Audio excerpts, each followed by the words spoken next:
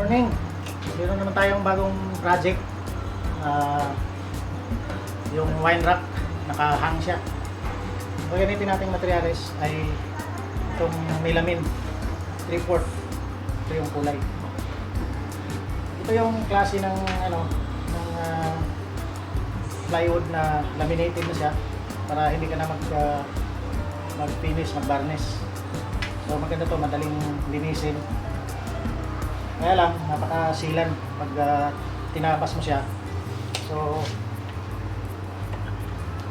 kapapalit ko lang ng yung bagong blade na makita para tino siya, kasi pag purol yung blade mo, ito siya, magka-crack dahil masilan niya itong klaseng materials. So ayan, tabasin natin.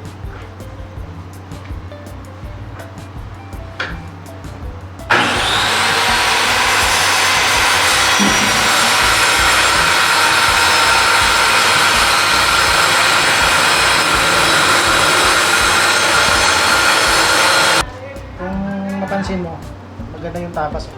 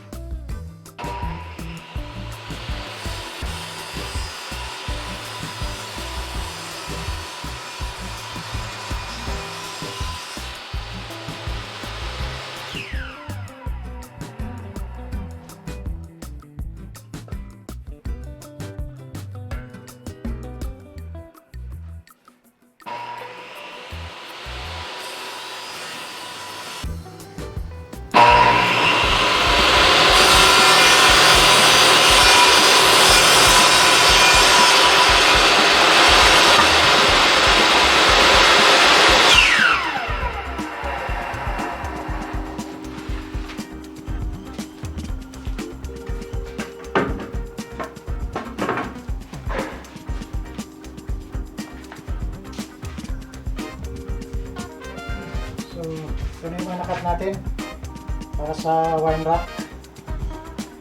Ayan. Works.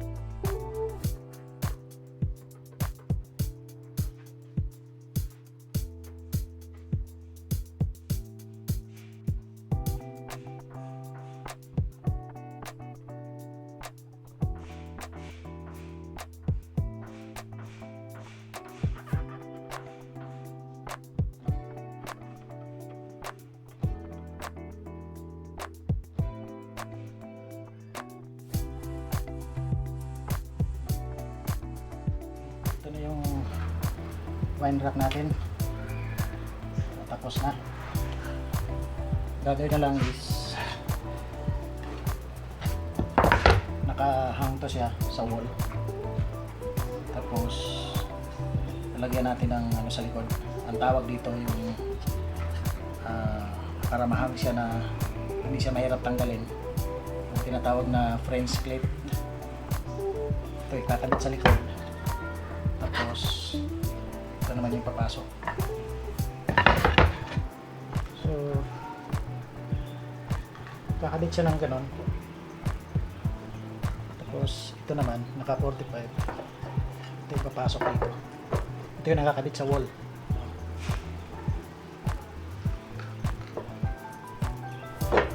Para ma-hold siya.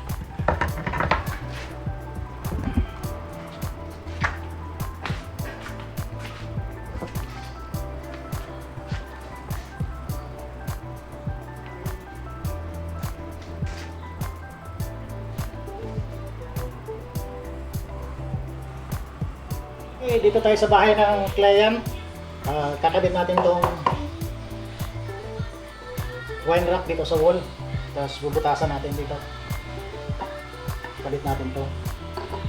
Tapos kalimitan sa mga wall ang ginagamit ay tox. Pero ako ginagamit ko yung ito dawil na kahoy para mas matibay siya, mas maganda. So kabit natin.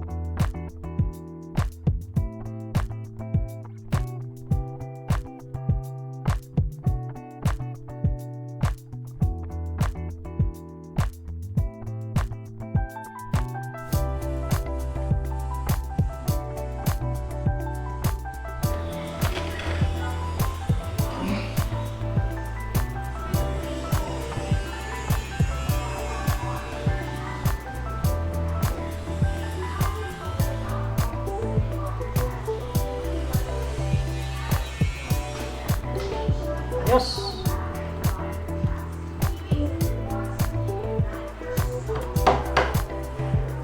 Tapos pwede mo siya tanggalin. Madaling tanggalin. Kabit.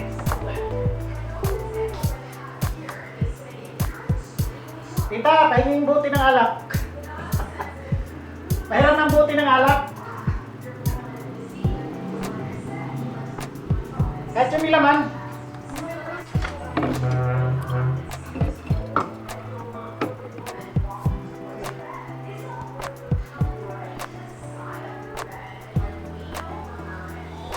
Yan siya. Ganda.